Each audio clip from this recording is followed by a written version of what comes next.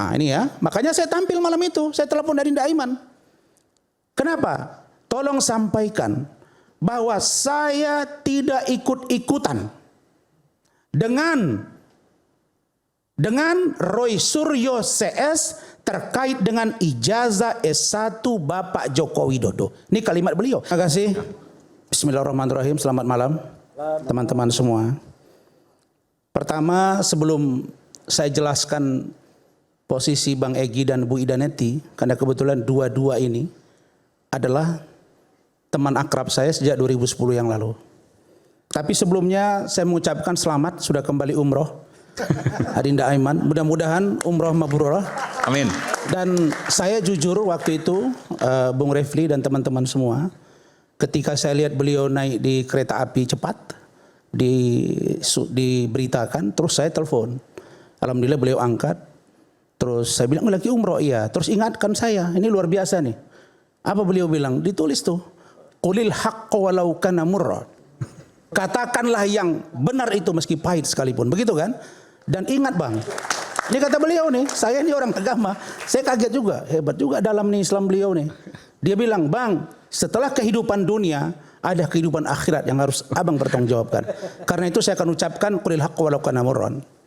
Yang kedua, saya secara pribadi, ini kepada teman-teman saya yang kita pendukung Pak Jokowi ini, ya kita memohon, kiranya jangan ada sebutan-sebutan bahwa Adinda Aiman ini berat sebelah. Apalagi menyebut ada sosok Pak Haritano di belakang ini semua. Ini sangat tidak fair dan membuat iNews, katakan MNC Group ini merasa kurang nyaman. Dan saya berharap teman-teman semua, marilah kita bicara fair bahwa ini adalah fakta yang disajikan di lapangan, silakan kita yang menyimpulkan, kira-kira begitu. Berikutnya, saya berharap juga kepada para buzzer-buzzer, baik yang menyerang kami maupun yang menyerang kubu sebelah, yang mengatasnamakan pendukung Pak Jokowi. Saya tegaskan di sini, sampai 2 jam sebelum saya live ini, saya masih chattingan dengan saudara Kompol Syarif Fitriansah, ajudan Pak Jokowi, bahwa tidak pernah ada arahan dari Bapak Jokowi kepada pendukungnya untuk membuli orang-orang yang berbeda pendapat dengan beliau. Ini clear ya. Nah, jadi saudara-saudara sekalian, saya ingin sampaikan bahwa sebenarnya yang paling tahu Bang Egy dan Ibu Ida Neti ini, mohon maaf, mungkin di antara kita ini saya paling dalam hubungan saya dengan dia. Ini jelas ini Mas Roy. 2010 saya bergabung dengan beliau. Sampai saya menyelesaikan kuliah, ikut magang di kantornya jadi managing partner. Dan saya tahu bagaimana karakter seorang Egy Sujana. Adapun Bu Eli dan Neti ini saya yang bawa. Mohon maaf Bu Ida, saya harus ungkap malam ini. Itu ada Bu Ade Suryani istri saya. Saya nangani kasus di Pekanbaru. Bu Eli dan Neti ini datang ke saya, Bang, saya pingin ke Jakarta, bawa saya ketemu Bang Egy. Saya bawa Bu Ida Neti ketemu Bang Egy Sujana, sampailah hari ini saya dengan Bu Ida bahagian yang tak terpisahkan dari Bang Egy. Apa maksud dari poin saya? Begini, kalau Bung Roy Suryo dan kawan-kawan mencermati pernyataan saya Agustus 2025 yang lalu di sini, yang saya sebut sebagai sahabat Egy Sujana, di mana Bang Egy pada waktu itu sedang berada di Leeds, United Kingdom, Inggris, sedang berobat sakit. Kenapa? Pada waktu itu ribut berita bahwa Bang Egy melarikan diri, padahal beliau sakit. Dan saya telepon Bang Egy dari salah satu hotel di Jakarta, didengar oleh keluarga saya. Saya tanya, ini fakta, ya, Bang. Ini mohon maaf Bang, saya harus ungkap ini Bang Egy, karena Abang nggak balas-balas WA saya, kecewa saya. Ya, karena sudah rame begini, saya WA nggak dibalas, cuma dikirim. Nanti saya bacakan apa yang dia kirim ke saya. Lalu saya bilang, Bang, Abang benar melarikan diri. Dia cerita, aku sakit. Abangmu sakit. Saya stadium 4, kanker. Abang sudah kurus. Terus gimana Bang? Begini Man, tolong sampaikan. Nah ini ya, makanya saya tampil malam itu. Saya telepon dari Nda Aiman. Kenapa? Tolong sampaikan bahwa saya tidak ikut-ikutan dengan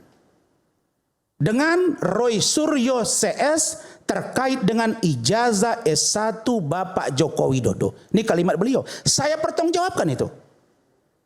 Nah, terus gimana ceritanya, Bang? Kami ini 2019 sampai dengan sekarang agak berbeda haluan. 2019 beliau dengan Pak Prabowo Sandi, saya dengan Pak Jokowi Ma'ruf. Tapi kami tetap komitmen karena dia adalah guru saya bidang hukum. Saya tidak malu mengatakan itu. Terus masalahnya apa, Bang? Sejatinya Roy Suryo dan Rismon itu mau saya jadikan ahli. Karena yang saya persoalkan adalah ijazah SMA Pak Jokowi. Nah, oh begitu, Bang? Iya. Kalau begitu, boleh tidak saya sampaikan ini ke media? Maka pada waktu itu saya preskon dan saya terima kasih iNews Breaking News. Pada waktu itu. Dan saya sampaikan di sini dan beliau menonton pada waktu itu. Tapi Mas Roy bilang ke saya, waktu itu Anda mau tarik-tarik Egy dari kami kan? Tidak berhasil kan? Tidak berhasil kan? Nah, ini kan kata-kata. Kita ini kan pakai memori. Dan kemudian beberapa hari yang lalu saya lihat Mas Roy bilang, oh kami tidak pernah sama dengan Egy Sujana. Kalau Egy Sujana tidak penting bagi Anda, tidak usah bela-bela dia, biar kami yang ngurus dia. Nah, maka apa yang mau saya katakan? Sebenarnya sejak itu Bang Egy sudah ngomong ke saya, Bang, boleh nggak saya tangkap bahasa abang ini? Apa itu? Ya artinya abang ingin disampaikan nggak ke Pak Jokowi bahwa ini bukan yang abang persoalkan ijazah? Boleh, tidak apa-apa. Oke, Bang, kalau begitu saya inisiatif untuk saya ketemu Pak Jokowi, gimana kira-kira? Saya dengan Pak Jokowi bukan karena kasus ini ketemu, sudah sering. Dan saya menginisiasi pertemuan saya. Dan saya juga datang ke sini. Mas Roy di sini marah-marah ke saya, ambil uang receh. Kan begitu. Saya marah karena sesungguhnya sudah ngomong di sini bahwa kalian ini tidak solid. Sebelum saya ke Solo saya tanya Bang Egy, Bang, apa masalah? Bayangkan, Man, abangmu ini pengacara senior. Ya, tidak pernah yang namanya kuasa hukum melepaskan klien. Saya itu dilepaskan oleh Khosinuddin. Jadi saya nggak jadi bagian dari mereka. Kagetlah saya. Loh, benar ini, Bang? Benar. Maksudnya dilepaskan, Bung Hosin nggak mau mendampingi lagi? Dia tidak mau. Alasannya apa menjadi katanya? Kuasa hukum dari Bang Egy. Bang Egy tidak tahu. Dari situlah salah satu mulai muncul ketidakpuasan Bang Egy. Tapi terlepas dari situ, saya berangkat ke Solo. Oke? Saya ketemu Pak Jokowi. Yang saya bicarakan bagaimana dukungan saya kepada beliau. Bukan bicara Bang Egy melulu, tidak. Nah, pada waktu ketemu saya omongkan ke Pak Jokowi. Apa saya sampaikan ke Pak Jokowi? Pak izin. Ini kapan nih, Bang? Sorry. Ya. Kapan nih? 4 bulan saya yang kemarin. 3 bulan yang lalu. Oke. Iya ya. 4 bulan yang lalu Agustus dengan Bang Egy. Ya. Saya bertelepon. Dia di Leeds. Dengan Pak Jokowi. Kemudian saya ke Solo. Diundang juga ke sini setelah itu. Dan sampai di sana saya sampaikan masalah Bang Egy. Apa jawab Pak Jokowi? Ketika saya bicara ada Bung Sarif. Ngapain susah-susah harus menanyakan kepada Darmizal, kepada Rahmat, bawa-bawa Demokrat. Nah, inilah repotnya nih. Karena bicara-bicara Demokrat terbawa lagi Pak SBY. Nanti Pak SBY marah lagi. Dia udah melukis sekarang kerjanya. Dia nggak mau lagi ikutan ribut-ribut ini. Nah, ketika saya bicara dengan Pak Jokowi, Pak izin. Bang Egy Sujana itu abang saya, Pak. Bung Sarif ada di sebelah saya. Kemudian dia itu sakit, Pak. Iya, saya sudah dengar. Kira-kira gimana, Pak?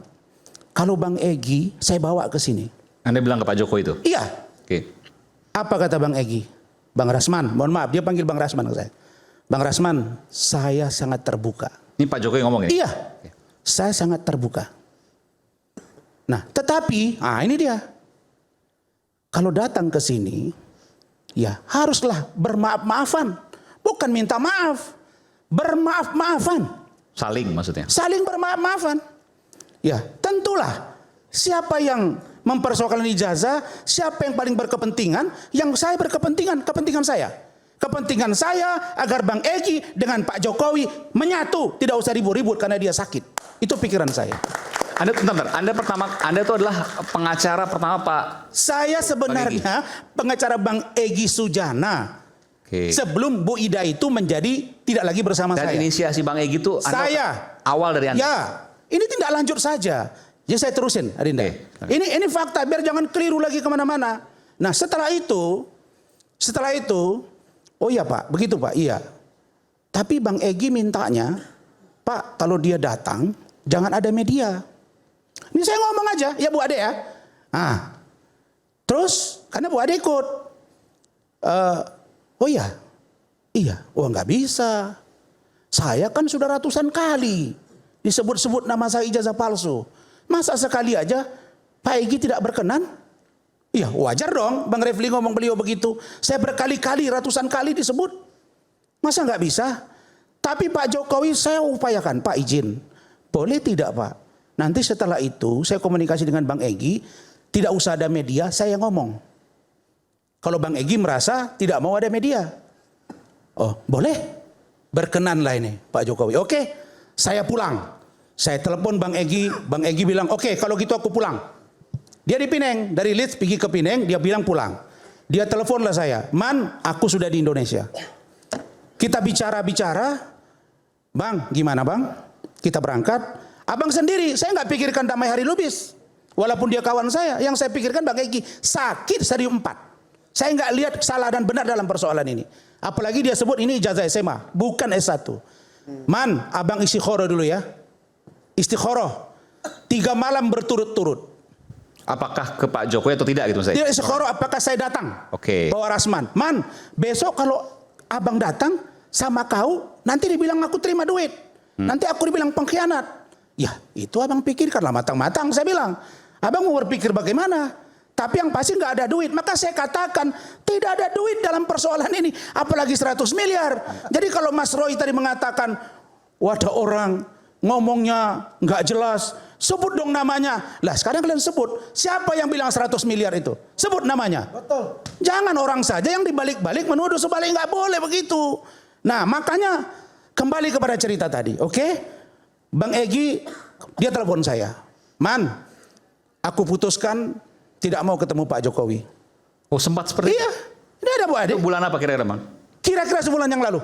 Oke, sebulan yang lalu. Iya, Bang, saya bilang. Desember berarti itu ya? Iya, awal. Bang, saya bilang. Abang benar-benar nih? Iya. Aku nggak tega nengok kawan-kawanku semua. Mas Roy maksudnya? Apa kata Habib Rizik ke saya? Oke. Saya terus posting lah foto dia dengan Pak Habib Rizik kan? Ya sudah, saya kan tidak. Bentar, ini menarik. Ya. Apa kaitannya ijazah dengan Habib Rizik? Ya, mohon maaf. Ini kan TPUA. Oke. Tim Pembela Ulama dan Aktivis. Oke. Saya ikut mendirikan itu, Adinda. Oke. Nah, jadi ya wajar dong mereka bikin TPUA. Karena pengacara Bang Egy itu TPUA. Ya. Pak Al-Katiri. Habib Rizik masuk dalam TPUA. Pak Khosudin, ya bagian, dia kan berdekatan ke sana arahnya kan begitu ya. Walaupun bukan ya, TPUA. Kalau boleh saya bilang satu aliran lah kira-kira begitu dah. Nah, lalu begitu dia kirim ke saya foto, saya bilang sama istri, oh sudah selesai. Tapi saya telepon, Bang, mohon maaf, saya kan akan konsisten di kami Jokowi loh Bang. Silakan Adinda. Kalau nasib Adinda baik di sanalah, saya di sini. Itu. Lalu ramelah ketika gelar perkara khusus. Ya Adinda, lucu. Tiba-tiba Bu Ida ngomong, memang saya lihat itu. Saya menangis menyaksikan ijazah Pak Jokowi, ternyata asli. Rame berita ini. Rame, dihajarlah, dibully Bu Ida ini. Saya WA dia, saya kirim cap jempol. Marah Bu Ida sama saya. Tidak pernah sejarahnya kami marah-marahan Michael. Marah dia. Saya bilang, abang jangan begitu sama saya ya. Hah? Katanya, ya apa ini dikirim voice note. Panjang lebar. Saya bukan termul ya. Ya, Bu yang bilang termul siapa? Ibu yang bilang saya termul. Saya nggak pernah termul. Saya bilang, saya ketua umum kami Jokowi. Saya nggak ngerti termul. Ada yang bilang ternak mulia. Ada yang bilang ternak segala. Saya enggak, saya bilang. Kemudian rame berita saya udah bilang, kuat nggak ini Bu Ida ini menghadapi masalah ini. Saya udah feeling, ini pasti ada yang masuk ini operasi untuk mendekati dia nih. Kalau Bang Egy bertahan, dia selamat. Kalau enggak, dia pasti akan mengambil sikap berbeda. Benar. Begitu sampai ke sana, keluar di berita, saya WA Bu Ida. Bu Ida kirim, saya mohon maaf nih Bung Andi Azwan dengan Bung Lecu. Saya sesalkan juga Bang Egy Sujana abangku. Bu Elida Neti, ibuku. Kita sudah seperti saudara. Ngomong kalian ke media ini. Supaya jangan ribut Indonesia ini. Supaya jangan buruk nama kalian. Agar jelaskan. Kenapa? Karena memaafkan adalah ajaran agama yang baik untuk diikuti. Bukan itu hal yang malu. Apa yang saya sedih? Saya WA Bu Ida. Bu, tolong jawab WA saya. Benar kalian ketemu Pak Jokowi? Dikirim foto ke saya bahwa dia sedang membuat laporan polisi di Polda Riau Pekanbaru bersama Hizbullah anak Pak Egy tanggal 8. Saya tunjukkan ke istri, aduh Bu Ida ini bermain dia sama kita. Kita ini udah pakar. Saya juga waktu Laporan mau ketemu apa itu, Pak, begini. Ya, seolah-olah mau digambarkan bahwa Bu Ida itu tanggal 8 itu tidak di tempat Pak Jokowi. Tapi dia masih di Polda Solo, di Polda Riau, Pekanbaru. Nah, saya ini juga waktu mau ketemu Pak Jokowi diatur waktunya oleh Syarif, itu waktu itu saya masih di Batam. Itu kasus yang lain yang Riau ya? Iya, sebentar saja kok itu. Dia mau menggambarkan itu. Saya penasaran, telepon Bang Egy nggak diangkat, saya WA lah Syarif. Adinda, saya ingin konfirmasi, udah rame nih. Malam itu juga, malam kejadian tuh Bang Refli. Saya bilang, Adinda, benar Bang Egy datang dengan Ibu Ida Neti, dengan Pak Darmizal, dengan Pak Rahmat. Dijawab, benar Bang. Bu Ida Neti, saya ulangi, benar Bang. Kenapa? Kata dia. Ini nggak ngaku nih, saya bilang. Kok katanya masih di Polda? Saya WA, saya kirim ke Bu Ida. Bu, ini chat WA dari ajudan Pak Jokowi. Tidak dijawab sampai hari ini. Ini kan tidak sehat ini. Ini tidak sehat. Maksud saya, begini, kalau misalnya sudah ada pertemuan itu, sampaikan. Ya, Bang Egy tinggal ngomong bahwa saya benar sudah bermaaf-maafan dengan Pak Jokowi. Yang kedua, saya merasa bahwa kasus ini saya ingin dilakukan restoratif justice. Kira-kira nanti dijelaskan oleh Bung Lecumanan. Mereka datang ke Solo sampai bercanda itu Adinda Syarif. Bang, emang ke Solo mau ngapain? Mau main-main ke rumah Pak Jokowi? Itu dikituin. Nah, maksud saya, Pak Darmizal sudah ngomong ke media melalui Rahmat. Ada doa, ada peluk-pelukan. Lah saya nggak mau tahu, mau peluk-pelukan, mau cium-ciuman. Yang penting bagi saya datang ke situ dan selesai urusan mereka. Dan saya terima kasih. Saya konfirmasi juga, Bu Ida, Eli Danetti saya undang juga ke sini. Ya. Cuma lagi di luar kota. Saya yang kasih nomornya itu. Iya, saya undang Zoom tapi kemudian tidak bersedia. Saya sudah feeling sama Anggi. Bu Egy, Anggi, Pak, ini, Bang Egy juga demikian. Ya, saya bilang Anggi, ini nomornya. Bang Damai Hairul Lubis juga demikian. Saya yakin nggak akan mau Bu Ida Neti. Padahal Bu Ida Neti itu paling berani di media. Tapi kali ini Kenapa mungkin agak diam seribu bahasa. Itu tadi yang saya katakan. Jangan buat kami ini berantem, cukuplah sudah. Gara-gara scan ijazah berantem 1 tahun. Ini jangan lagi gara-gara kalian. Aku nggak tega. Apa yang nggak tega? Bayangin ya, Bung Michael. Ada satu tulisan yang miris saya. Pak Egy itu adalah seorang yang sangat alim. Di mana-mana kita sebagai Muslim berdoa, ya Allah kalau saya mati, buatlah meninggal dalam keadaan husnul khotimah. Amin. Tolonglah jangan di ujung kematian saya menjadi sesat. Egy masuk angin dan sesat, bayangkan. Saya kirim ke dia, barulah Bang Egy kirim ini ke saya. Nah, ini saya bacain ya. Dari? Bang Egy. Kapan ini Bang? Tanggal 9. Ini sekarang tanggal 13. Tanggal 9 Januari. 2026. Ya, dia kirim ke saya ini. Saya kirim mungkin kalau orang dekat juga ada. Quran surat Al-Hujurat ayat 49, Al-Hujurat 49 ayat 13. Itu tabayun itu. Bahwa sangat jelas tata kelola bergaul. Ini kepada saya ya. Bahwa sangat jelas tata kelola bergaul dalam perspektif sebagai orang-orang yang beriman pada Allah Subhanahu wa taala, yaitu janganlah memperolok-olok di antara orang yang beriman karena boleh jadi yang diolok-olok lebih mulia dari yang diolok-olok. 2, jauhi prasangka di antaramu karena prasangka itu dosa, dan janganlah cari-cari kesalahan orang lain dan jangan pula menggunjing satu sama lain. Itu menjijikkan seperti makan bangkai. 3, Allah menciptakan laki-laki dan perempuan serta bersuku-suku dan berbangsa-bangsa untuk saling kenal, bukan untuk bertikai dan lain-lain. Bertakwalah, karena orang bertakwa adalah yang paling mulia.